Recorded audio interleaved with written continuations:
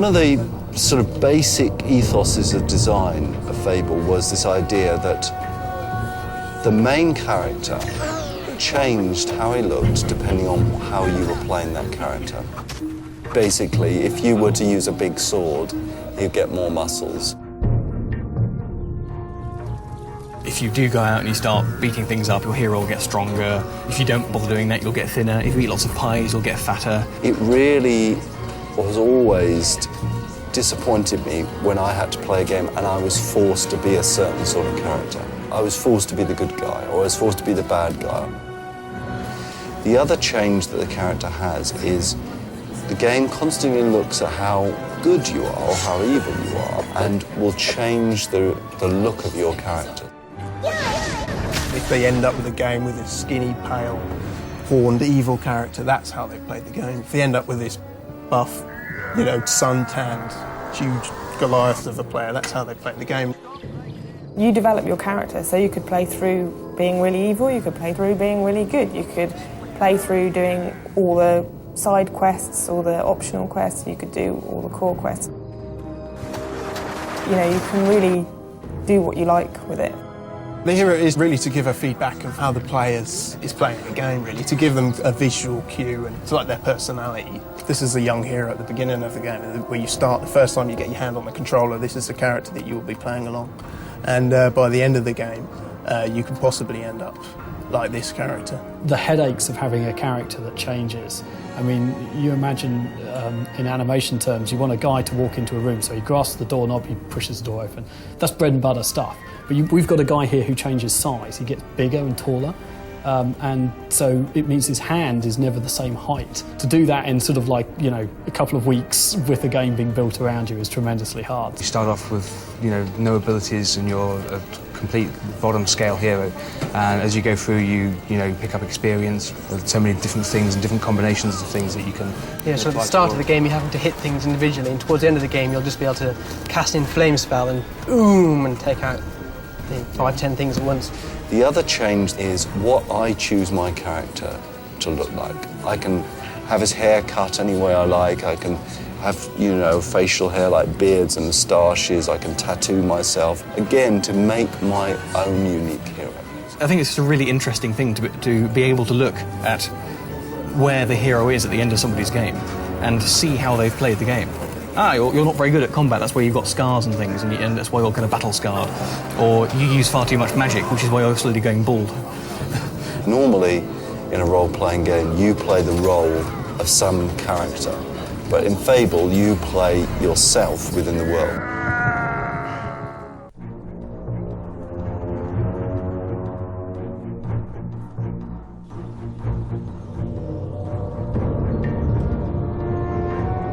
We wanted to make sure that Fable felt like it was in a beautiful, natural, fantastic environment, a place where you would want to live. We had to hit the ground running on Fable, and that meant that we evolved the look as we went along. And what we did decide pretty much from the early days is we didn't want to do a sort of really traditional orcs and monsters type game, because to be quite honest, we're fed up of that. What we really wanted was we wanted more of a kind of a dark fairy tale. I wanted something that looked beautiful, and the other guys wanted something that played really well. I think we've got a unique fantasy look in the game. I think it's very different to an American kind of look, perhaps, and that means, you know, a little bit of sort of medieval Europe, a little bit of, you know, kind of fantasy thrown in. We went out into the real world and looked at a lot of natural scenes and environments, and from that we extracted what we thought would be appropriate to the game and the style of the game that had already been established. We've been very particular about making everything within the game look convincing. Not necessarily realistic, but it's more a case of making the environment, the whole nature of the thing, so it fit together. Yeah, this area here is fantastic. You get down early in the morning. We choose to live in this sort of sleepy sort of suburb of London, and we've got beautiful countryside around, and we love that. And you know, we've gone out and we've taken cameras out, and we've walked around, and we've taken pictures of things and said, look, we want that kind of feel in the game. One of the things that we just took so much time overdoing was the trees. And it seems like a really kind of obvious thing, but it's one of the things we had to get just right. I mean, they're really expensive objects to draw in the game technically. They had to have a huge kind of canopy because you were going to walk underneath them.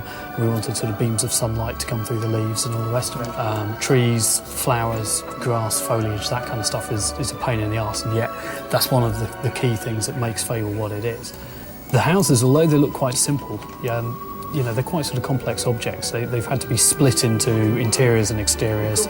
All of the windows and the doors and everything are generated in the game. You know, a lot of decisions were kind of quite late decisions. The ideas to put fireplaces into the houses. Obviously, putting a fireplace into a house gives it a much more sort of cosy feel. It's a labour of love, a lot of the stuff that's gone in there. We spent a long time on it, and we're really pleased with a lot of what we've done. So just take time to look at the world as well as play the game, because it's all part of the experience.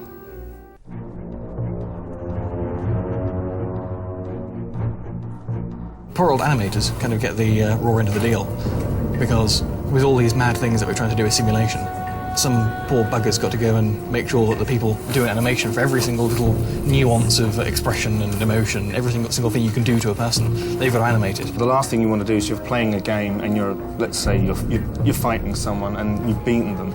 You don't want a zombified looking character just going and falling onto the ground. You want to see the anguish on them. You want to see they're tired. You want to feel that you've got there and you've beaten them. The way the process works on Fable is that we've got a group of modelers that are creating all the characters, and the job of the animators is to bring those characters to life. Well over 5,000 animations that have all been handcrafted.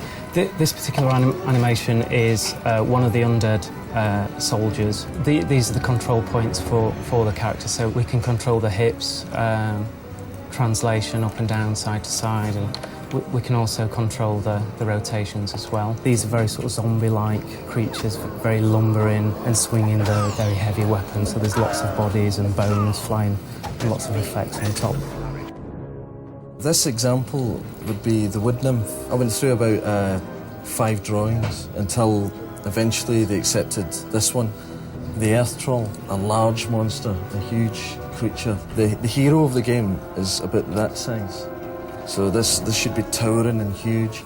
He would be throwing lumps of rock and rising up from the earth. When you see them in the game and the whole concept has actually worked, I was very proud of them. You tend not to notice good animation. If the character presents itself as something that's in charge of its own actions and in charge of, whatever it does, if the fact it's swinging a sword is by its own accord, then the job of an animator is done.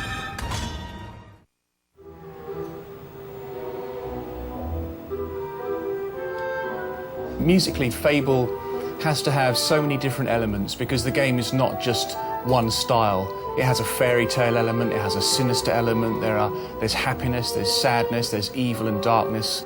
We decided quite early on to make sure that all those elements were in the music, so we couldn't just have one style. But what we did decide to do was to have a theme running through, a thread of a theme running through all the music, so there was still some sort of continuity through the whole thing. I say, quite nice. That paves the path. Danny Elfman was involved quite early on. Once he'd seen the game, he agreed that it was a great project to work on. And in his previous styles from previous films fitted perfectly with what we wanted. So we got Danny to write us a 3-minute theme, which we're going to use over the intro. Yeah, let's do one more from the top.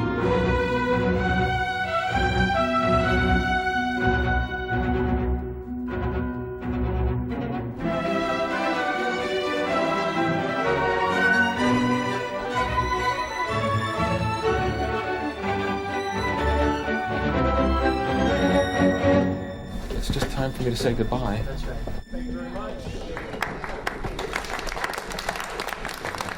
It's going to be in the Xbox, Microsoft games all over the world instantly. Believe it or not, it's a new generation of games. Thanks. I'm going to run out of here and see you on stage. We wanted to make the use of music in Fable much more subtle, in a way that you weren't listening to music, you were actually just getting the feel of the music behind what you were playing. So when you enter regions which are either quite sinister or threatening, we decided we'd bring threads of the music in, but overlaid on top of the original score. That way you get a sense that something's about to happen, but you're not quite sure. Other ways we use the music were to bring danger elements into the music. So if you were really under threat, we could make that apparent. And of course, there's the pure combat style of music. So when you were actually deep within a fight, we could then bring out the fight elements of the music as well. So the music played a big part in conveying the emotion.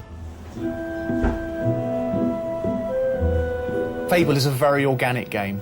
It's based around hearing things which aren't only to do with music, and other elements of the game audio are extremely important. You have to hear the audio cue. You've achieved an excellent score.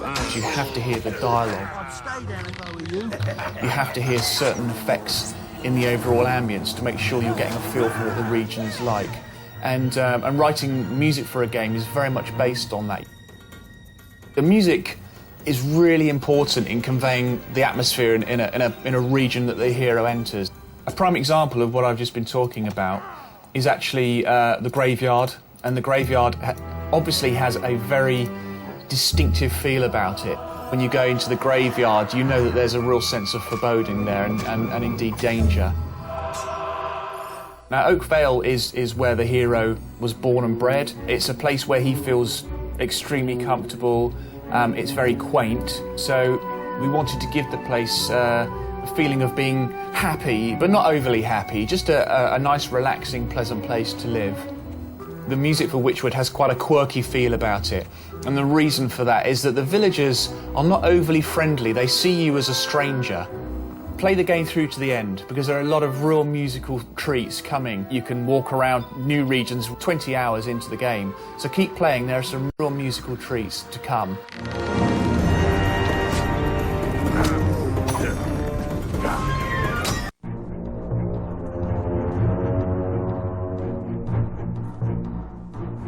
The story in Fable is all about revenge at the start.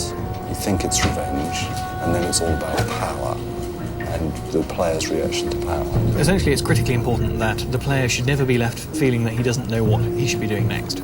So the big challenge that we had with Fable was to make sure that at all points he knew the storyline that he could be following if he wanted to. What we then decided to do was allow the player to follow that storyline and deviate from it as much as possible, how and when he liked. As a player, it's not a particularly linear experience, and there's almost this sandbox feel to Fable. I can go into a town and I could easily spend 2 or 3 hours just playing around in the town. You can go and deviate from the storyline completely and start helping people out who don't necessarily need helping, or you can start helping out bandits to start raiding traders and things. How you do it is pretty much entirely up to you. Do you want to do it sneakily? Do you want to do it using spells? Do you want to do it only using your hands? Do you want to do it using a stick? Do you want to do it being evil? Do you want to do it while helping people on the way? It's just a massive combination, and hopefully no two people at the end of the game will have actually had even close to the same experience. The real feeling, and it is a feeling that I want people to have when they're playing Fable, is wonder, is to be constantly surprised by what the world is like, and that is the beauty of the world, and Fable is an amazingly beautiful place. The whole goal is to try and create a world where people would actively like to be, but you can go and wander in to any place and start interacting in a way that you can't really do in any other role-playing games.